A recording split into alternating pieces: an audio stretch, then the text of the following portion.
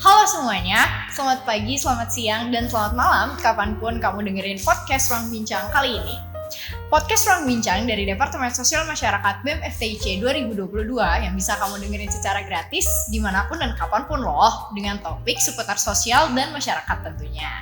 Nah, hari ini aku nggak sendirian nih teman-teman, tapi kayaknya teman-teman juga nggak kenal deh sama aku.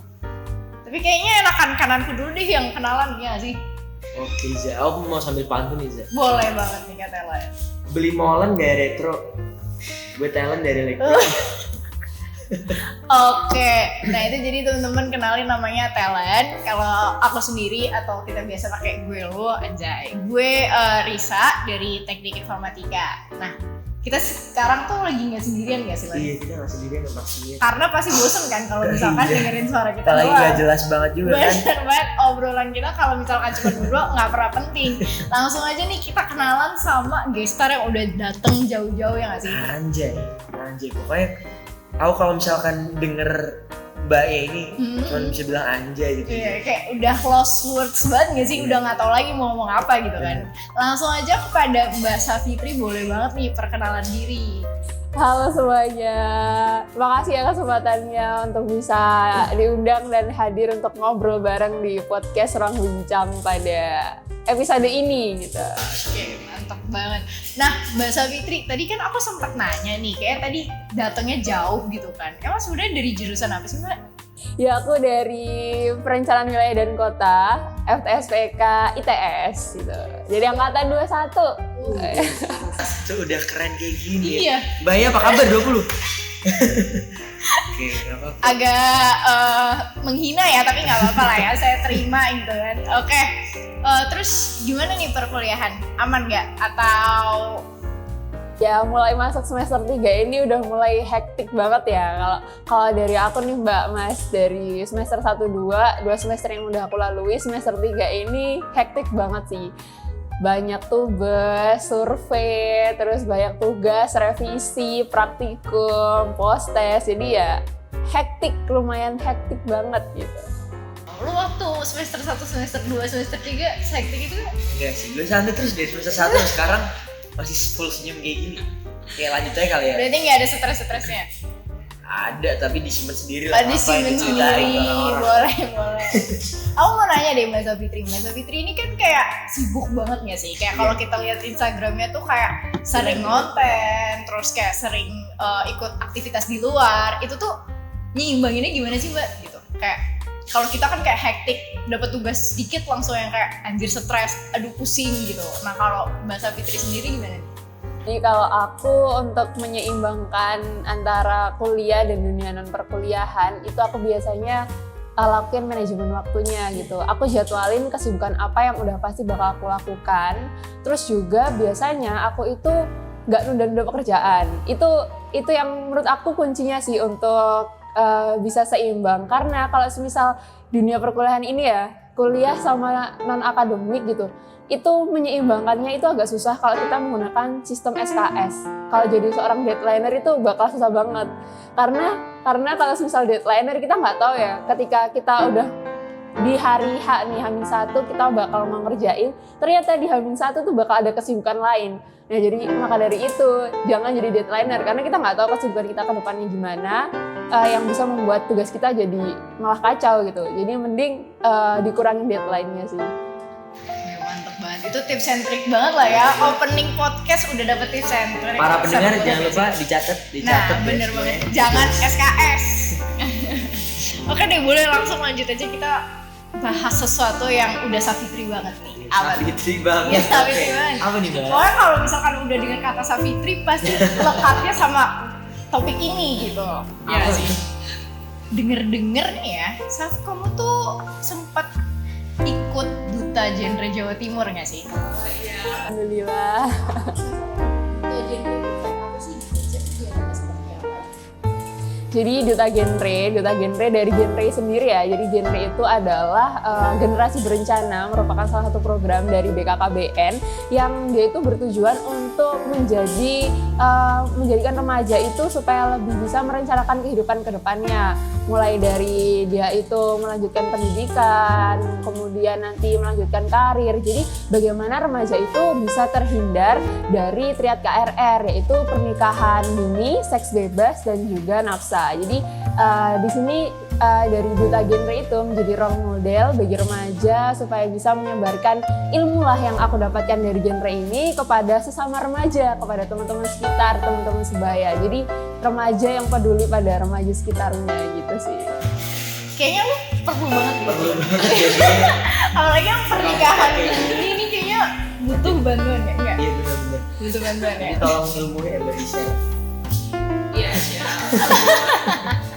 Oke, udah dapet nih kita kayak istilahnya sedikit gambaran tentang duta genre ini. Berarti ini ya, apa skalanya itu kayak Provinsi Jawa Timur gitu? Oke, soalnya yang pengen aku tanya nih guys. Dulu pas awal-awal motivasinya harus kenapa jadi duta genre? Jadi kalau dari aku sendiri motivasinya itu, kalau menurutku genre itu suatu hal yang unik sih. Uniknya di sini karena kita itu ngobrol sama remaja, kita itu ngobrol sama teman sebaya kita, dan di situ kita tuh tidak menggurui mereka, tapi kita memberikan saran, kita menjadikan genre ini sebagai wadah untuk bisa sharing gitu loh.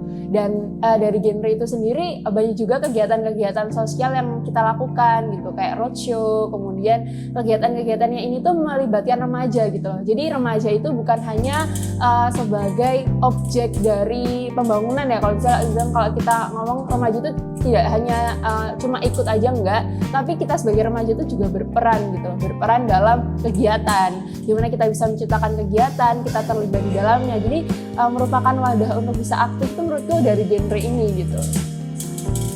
Penasaran deh Mbak, kan tadi kan kayak topik seputar genre ini kan tentang kehidupan masa depannya remaja gitu kan, tentang karir, terus kemudian menghindari dari nafsa dan kayak pernikahan dini dan lain-lain gitu kan. Nah itu kan sebenarnya topiknya rada kita bilang kayak rada tabu gitu kan ya di antara masyarakat gitu. Itu menurut Mbak Safitri, nah pas Mbak Safitri kayak mau jadi duta tuh ada kayak kepikiran, wah susah banget nih topiknya. Iya sih, pada awalnya juga aku rada sedikit takut sih, takutnya karena apakah nanti aku bakal bisa menyampaikan ini dengan baik kepada teman-teman sebaya aku, sekitar aku gitu. Tapi disinilah lesson learn-nya gitu, tempat aku untuk belajar bagaimana mengemas sebuah ilmu itu supaya kita bisa sharingnya itu lebih mudah kepada teman gitu. Karena kan kalau kita cerita itu biasanya tuh sama teman sebaya ya lebih enaknya, kayak temen tuh yang lebih tahu perasaan kita gitu dibanding kalau kita cerita ke orang tua. Iya benar. Mental itu emosionalnya itu kita menemukan hal yang sama pada teman. Jadi di situ aku bisa belajar untuk belajar itu aja sih kalau menurutku yang membuat aku berani memutuskan untuk ikut di genre ini. Tapi sebelum menjadi duta genre juga udah aktif di kegiatan remaja di desa sih. Kalau aku dari desa terus kemudian jadi perwakilannya itu untuk maju ke tingkat selanjutnya gitu. Oke, berarti udah start dari awal ya? Iya, dari SMA mungkin. Oke. Waktu itu proses seleksi gimana sih? Ups and downs-nya gitu lah istilahnya, kayak aku penasaran bisa sampai Ya, bisa sampai tingkat provinsi itu gimana aja sih ups and downs-nya gitu, seleksinya dan lain-lain. Jadi waktu awalnya itu ada pemilihan duta genre itu di kabupaten, di kota. Aku dari Magetan, Jawa Timur. Nah di situ pemilihan itu tahun 2021. Di tahun itu tahun sebelumnya juga itu aku udah ada kegiatan di desa. Awalnya itu dari Karang Taruna Desa, kemudian dibentuk menjadi PIKR gitu namanya. Nah kemudian dari PIKR itu aku mengikuti seleksi di tingkat kabupaten dan alhamdulillah tahun lalu itu aku dapat amanah untuk jadi duta genre di Kabupaten Magetan. Nah, harga sih. Aja. Iya kan?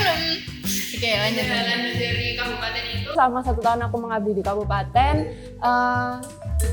tahun ini, tahun 2022 itu di Jawa Timur dilakukan pemilihan di tingkatnya provinsi. Lalu aku menjadi perwakilan dari kabupaten untuk melangkah ke tingkat provinsi gitu. Jadi prosesnya dari udah lama sih sebenarnya, cuma di provinsinya itu dapat kesempatan tahun ini. Terus juga ini sih, kalau up and down-nya itu waktu seleksi kan karena aku udah mulai kuliah juga, itu aku pernah itu harus pulang ke Magetan itu dalam waktu kayak 2 hari ya. Ini aku pulang, besok harus balik lagi ke Surabaya. Itu udah mengejar, kan kuliah udah mulai offline juga. Jadi susahnya di waktu seleksi itu berkas-berkasnya karena harus koordinasi dari yang di rumah sama yang aku di sini gitu. Oke, keren banget Safitri jawabannya. Terus ini dong, Saf, kita penasaran nih, harapan kamu setelah jadi duta genre itu apa? Oke, jadi kalau harapan aku ke depannya ya, terlepas dari duta genre atau terlepas dari aku yang hanya manusia biasa ini ya, aku tuh pengen berbagi aja sih. Karena aku tuh suka banget sama quotes yang sebaik-baiknya manusia adalah yang bermanfaat bagi orang lain. Jadi aku berharapnya aku bisa berbagi pada sekitar aku, sekecil apapun itu gitu. Even hanya sekedar ilmu ya, ilmu yang bisa bermanfaat bagi orang lain kan, siapa tahu dari apa yang aku tahu gitu, informasi yang aku dapatkan aku bisa sharing ke orang lain dan orang lain dapat insight-nya gitu. Itu sih harapan aku, bisa berbagi dan bermanfaat bagi orang lain. Bener-bener sosmas banget ya sih. Sosmas banget. Ini tolong BEM FTSPK ya. ya tolong dinotis ya, namanya Safitri Rufaida. Karena kalau nggak mau dipindah ke kita ya. Pindah BMTC. BMTC. Nggak apa-apa, lintas fakultas kayaknya mau kita tarik ya. Tapi kayaknya kegiatannya Mbak Safitri ini nggak cuma duta genre doang nggak sih? Cuma apa lagi, Mak? Kayaknya tuh masih ada sesuatu yang lebih anjay lagi. Apa lagi tuh? Apa lagi? Bener-bener keren ya. Jadi kalau misalkan teman-teman nih ya ngecek TikToknya Mbak Safitri M_, followersnya tuh banyak banget kan. Banyak banget. Tahu nggak sih berapa? Berapa, Sob? Saya cuma 2000-an. Cuma 2000, masih banyak kan yang masih ribuan kan banyak. Cuma 2000. Aku loh TikTok cuma buat lihat jamet-jamet doang, Lihat asik jamet. banget, iya. Asik banget ya.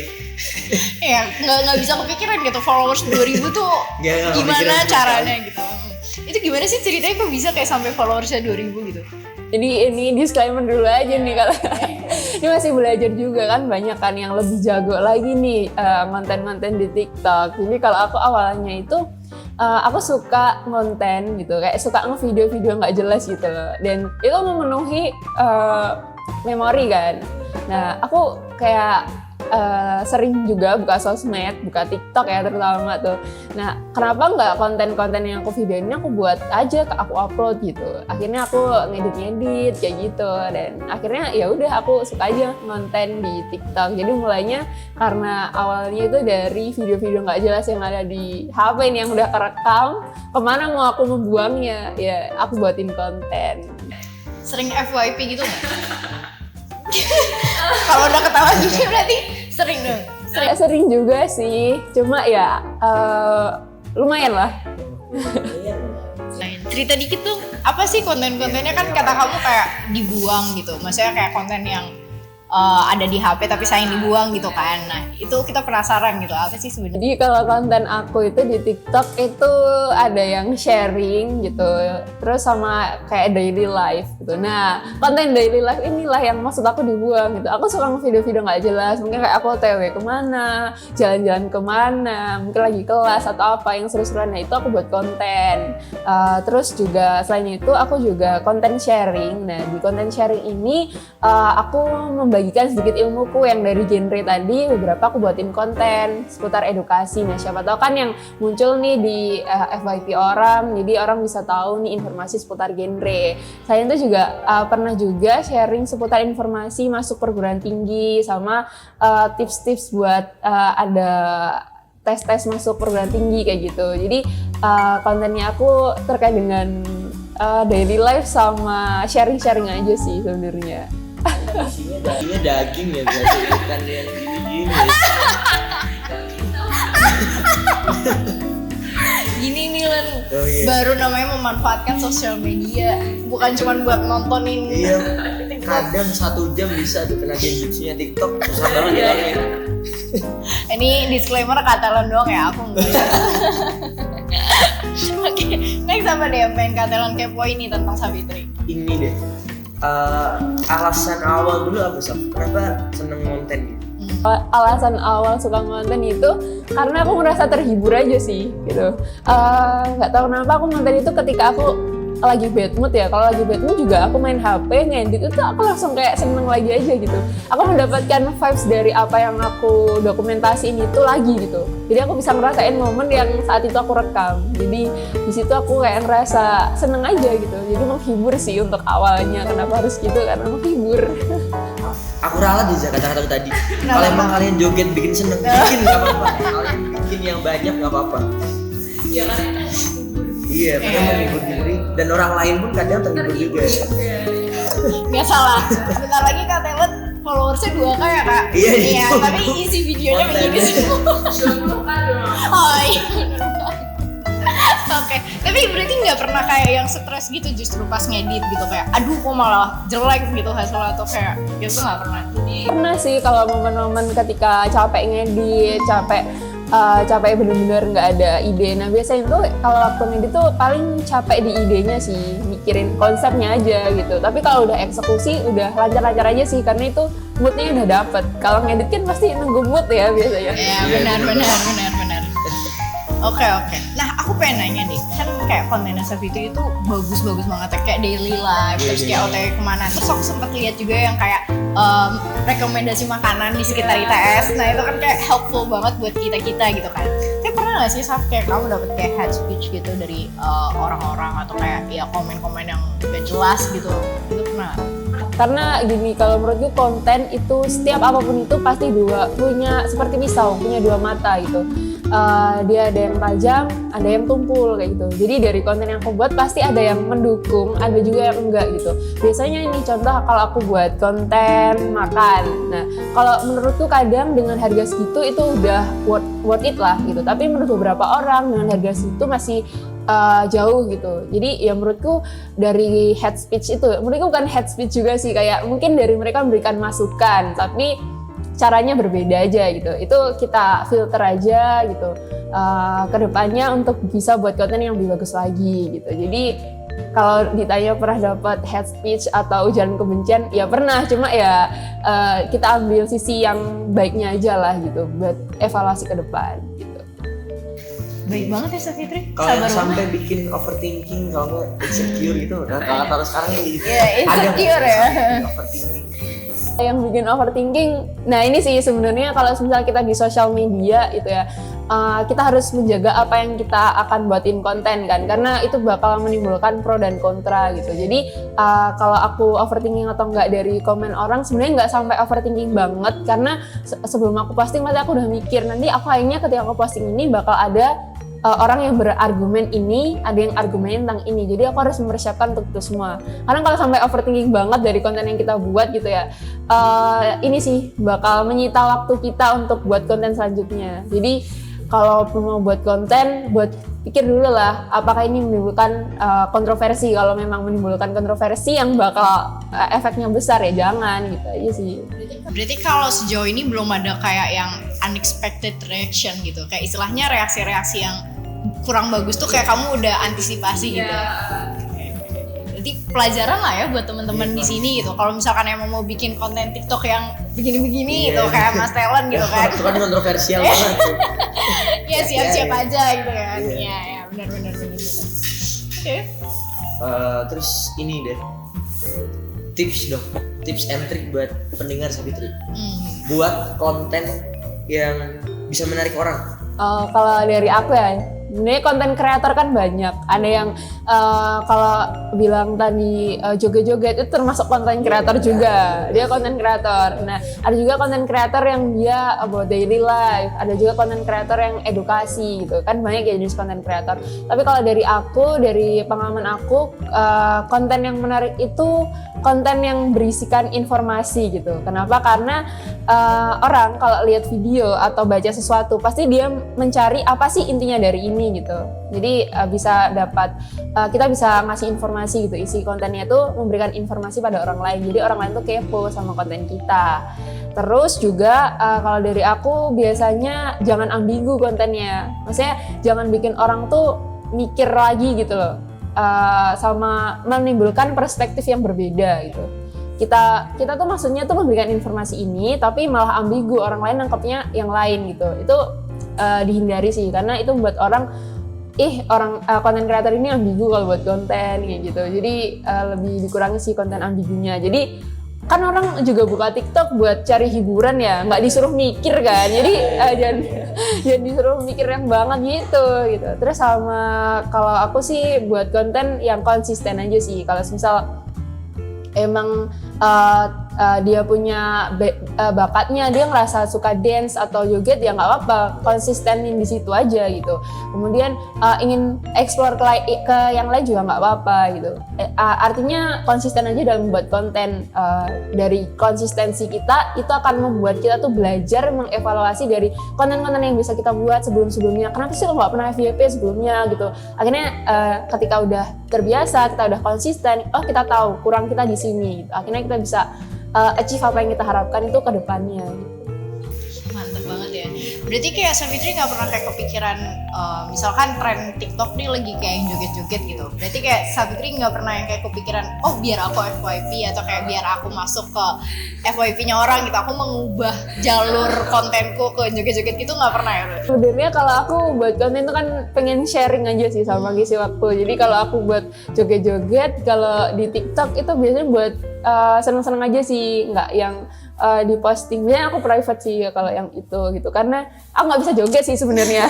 Kalau aku bisa sih kayaknya udah joget sih, tapi aku nggak bisa. Iya, boleh mas aku Jadi jangan menimbulkan kontroversi juga dong. Ini dilihat ke FTIC. Tadi ditanyain kalau aku lewat, Mas Talon joget dong. Repot ya? sendiri kan nanti. Mungkin bisa lanjut aja kali ya. Oke, boleh deh. Ya, yang penting berarti konsisten lah ya sama konsisten, apa ya. yang Dicatat ya teman-teman ya. Jangan lupa. Ya benar. Jadi kalau emang teman-teman kayak dari awal udah nge-share tentang daily life atau tips and trick atau kayak beberapa tips-tips tertentu lah tentang sesuatu, misalkan tentang nari atau tentang nyanyi atau tentang kayak kehidupan sehari-hari, itu yaudah konsisten aja gitu. Mau kayak yang lagi ngetren sekarang lagi kayak apa, jangan, ya lebih baik kayak ikutin apa yang teman-teman suka gitu daripada ngejar trennya. Bener banget ya sih, ya kan? Oke, nah buat nextnya nih, kan tadi udah followersnya udah 2K, ya nggak tuh? Ya.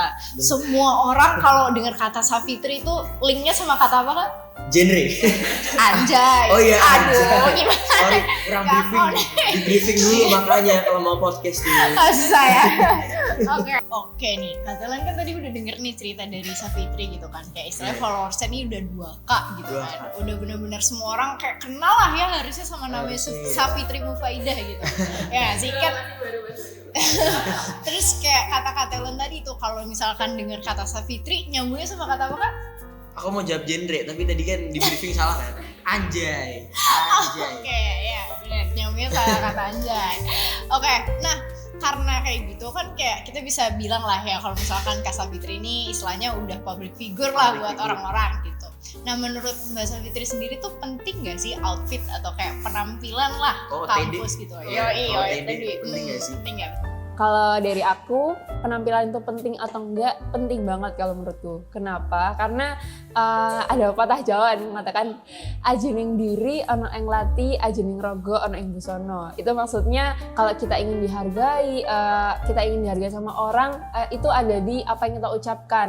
Kita bisa dipercaya sama orang dari apa yang kita ucapkan. Tapi kalau misalnya dari fisik atau dari bisa dilihat secara kasat mata gitu ya, itu kita dari apa yang kita gunakan, apa yang kita pakai. Jadi penampilan itu merupakan salah satu cara kita juga untuk menghargai orang gitu.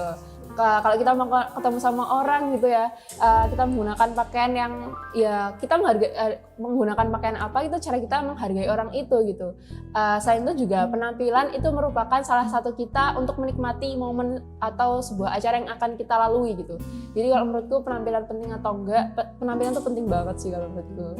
Jujur aku agak kaget loh kata kayak maksudku aku awalnya expect Kak Savitri ini bilang penting karena dia seorang public figure, tapi ternyata enggak. Kayak maksudnya dia bukan ngerasa outfit ini penting untuk dilihat orang, enggak, tapi kayak justru untuk menghargai orang lain gitu kan. Dan itu benar-benar yang kayak wow gitu. Kayak teman-teman wajib untuk mencatat itu deh menurut aku, karena itu kayak beneran penting gitu. Jadi kayak aku setuju sih sama kata Mbak Savitri gitu. Kalau kata Len gimana? Aku juga setuju sebenarnya. Kadang kan permasalahan di umur kita sekarang tuh, mereka pakai outfit suka-suka tapi kalau dibilang my body my choice, my body my choice, ya tapi tolong nggak gitu lah. Kamu hidup di suatu lingkungan gitu kan, maksudnya. Bener. Oke. Terus ini deh, persiapan Savitri sebelum berangkat ke kampus. Boleh tolong diceritain ke kita ya? Jadi buat ini ya outfitnya gitu, gimana kalau ke kampus gitu ya? Morning rutin lah, morning rutinnya Kak Savitri apa aja? Rutin tapi kelasnya siang sih kadang juga nggak ini banget ya, masih tidur lah ya. Iya mahasiswa banget lah ya. Jadi kalau aku untuk ke kampus sendiri basic sih sebenarnya, pakai kemeja, kemudian pakai celana kain atau jeans itu yang menurutku sesuai gitu. Terus ya pakai hijab biasa lah. Jadi kalau ke kampus sih biasanya paling pokoknya hamin 1 jam kelas gitu. Itu udah mepet banget untuk prepare. Itu udah termasuk mepet berarti ya? Mandi, iya kita harus mandi. Kita harus prepare yang lain-lain juga gitu. Belum kan kalau skincarean juga kan. Jadi sejam tuh udah mepet banget sih. Belum OTW-nya juga kan. Jadi untuk persiapan kampus kalau menurutku sih 1 jam tuh udah mepet banget sih. Tapi kadang kan ini ya kalau kita ke kampus tuh ini kan yang worst case-nya tuh kalau misalnya kita nggak tidur nih, kita ngerjain tugas, praktikum, labrak gitu. Terus tiba-tiba udah pagi aja, udah kelas lagi gitu. Kayak kalau kayak gitu ya, case-nya kayak gitu sih biasanya cuci muka gitu, mandi lah ya, biar seger tuh bisa langsung berangkat ya seadanya sih. Tapi aku jadi penasaran deh, kan sempat Kak Savitri singgung dikit lah ya istilahnya berapa lama persiapannya. Nah, aku tuh penasaran gitu, kayak sebenarnya yang penting tuh kayak kelihatan formal aja buat ke kampus, kayak maksudnya ya udah ngikutin SOP standar kuliah, kemeja segala macam, atau sebenarnya kayak ada pentingnya nggak sih buat Kak Savitri itu kayak buat kelihatan kayak fashionable, atau stylish gitu, atau kayak kelihatan cakep lah gitu, kelihatan cantik. Nah gitu tuh menurut Kak Savitri itu penting nggak? Atau kayak yang penting udah lah ngikutin SOP aja, ngikutin standar kuliah gitu? Jadi kalau menurut aku yang primer gitu, yang paling penting, yang paling utama adalah kita ikut SOP.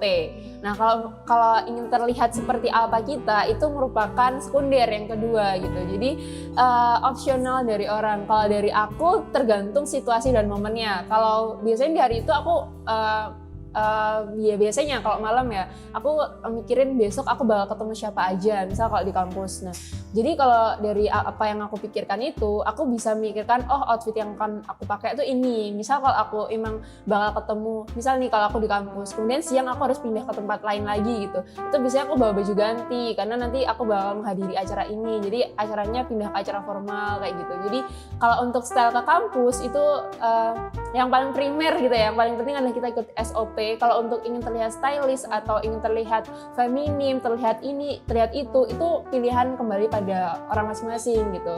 Tapi kalau dari aku yang paling penting adalah ikut SOP sih, karena itu membuat kita nyaman aja sih.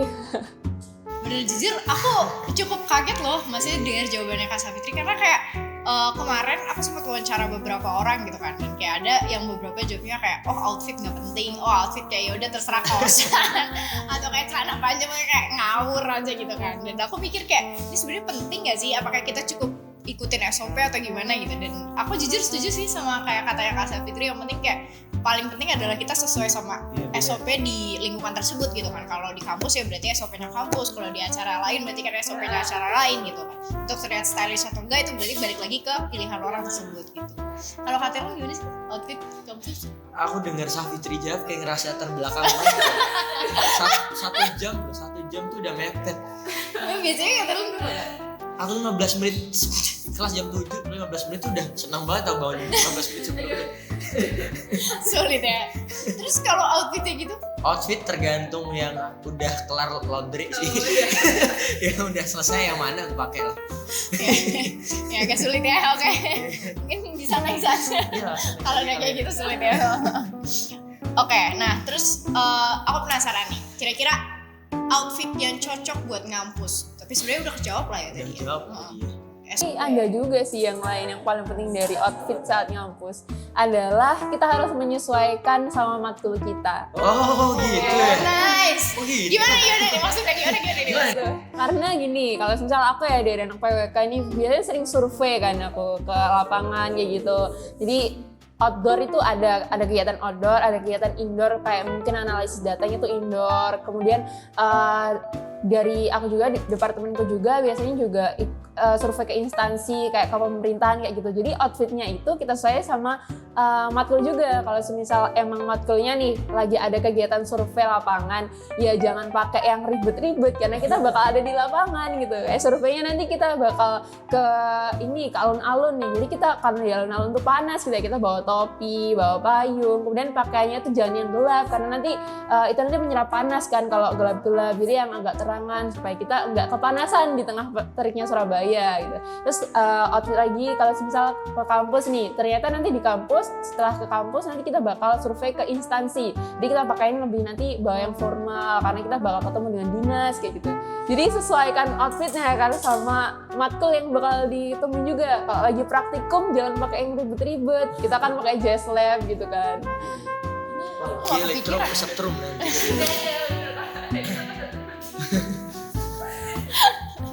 Tapi jujur aku gak kepikiran loh ini.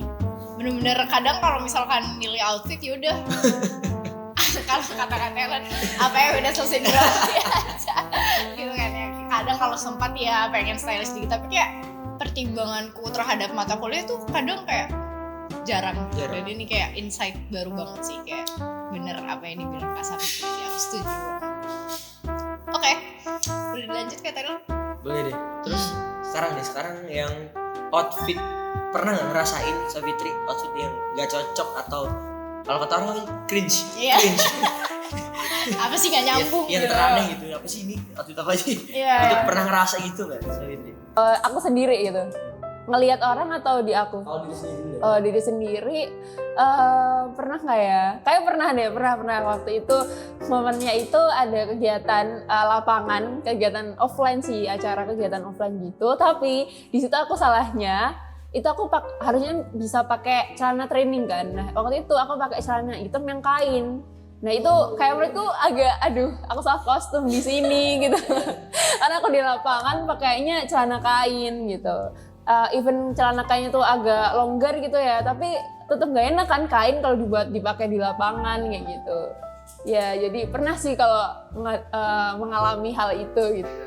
Tapi itu kan kayak salah fungsionalitas gitu kan. Nah, cuman pernah nggak sih kayak nemuin sesuatu yang kayak aduh nih orang nabrak banget stylenya apa? Meriah banget. Ya kayak orang lagi di lapangan gitu, tapi gue kayak ribet banget kayak lagi mau ini, kayak pernah gak sih nemuin kayak gitu? Sebenarnya aku bukan yang kalau yang Chris itu aku nggak pernah menemukan. Tapi kalau semisal yang unik itu aku pernah ngelihat orang unik itu keren sih karena aku di PWK ya, kalau masuk gedung itu aku harus lihat FBKBD. Nah biasanya anak-anak desain itu menurutku stylishnya itu emang ada yang cosplay juga, aku pernah lihat juga cosplay jadi apa ya waktu itu, tapi lucu gitu loh. Jadi kalau aneh tuh enggak, cuma unik aja gitu, unik, jadi ikonik gitu. Oh pernah ya? Oke. Menarik.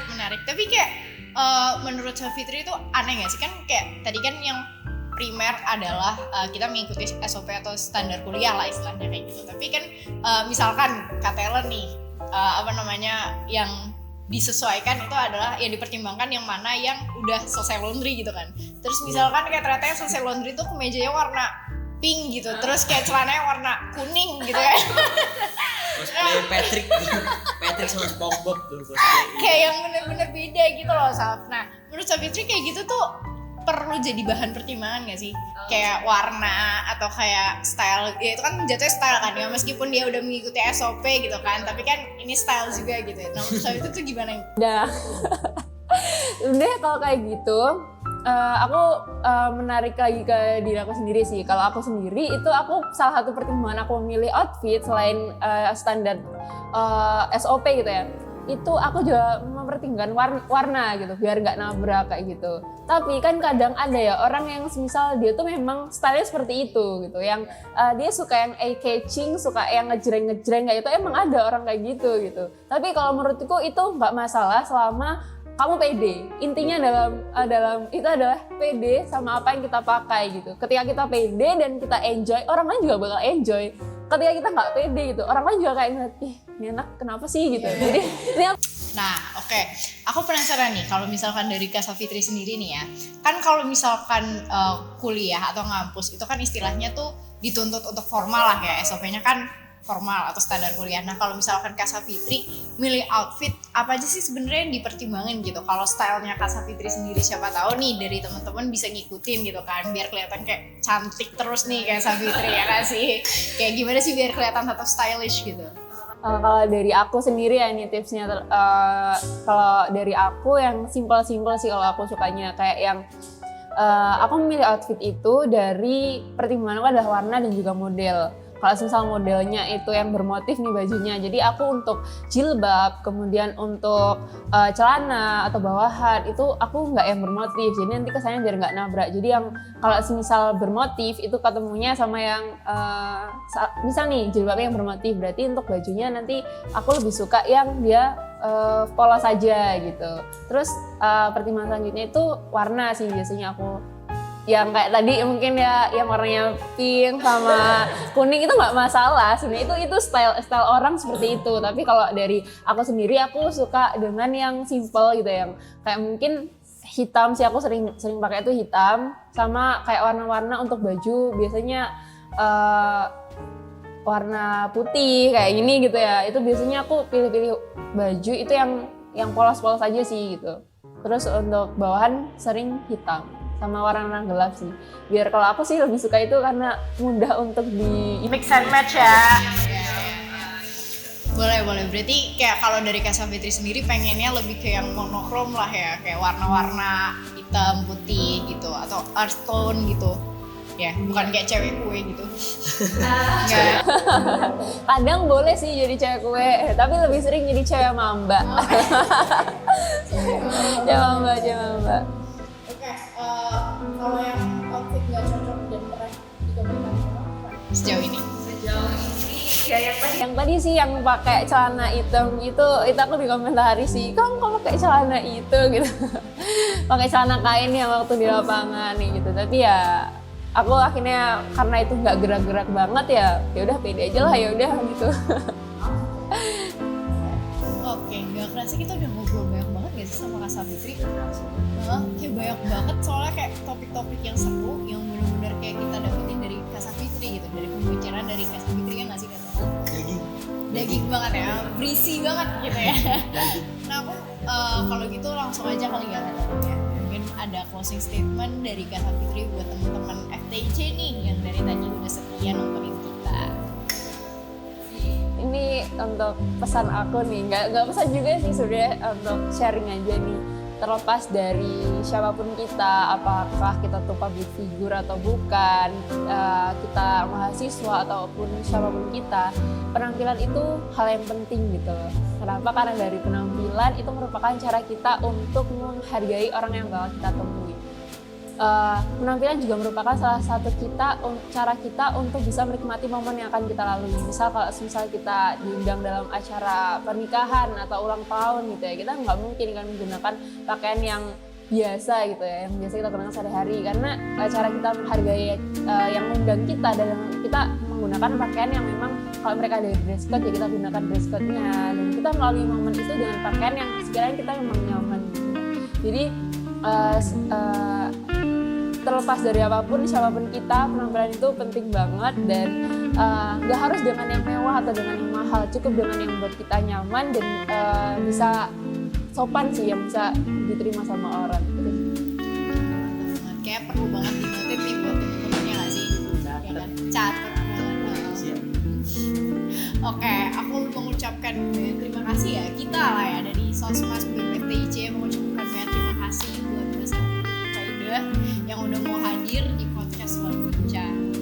Jadi kita mau ngucapin juga terima kasih buat para pendengar dan penonton podcast Ruang Bincang episode ini. Yang udah setia dengerin sampai detik ini gitu kan, meskipun yang berisik kita. Oke, makasih buat udah nggak bosan dan udah tetap stay di sini. Ini kita tetap tutup bareng-bareng kali ya. Iya. Oke, 1, 2, 3. Salam Salam Sosmas dan sampai jumpa di podcast selanjutnya. Dadah.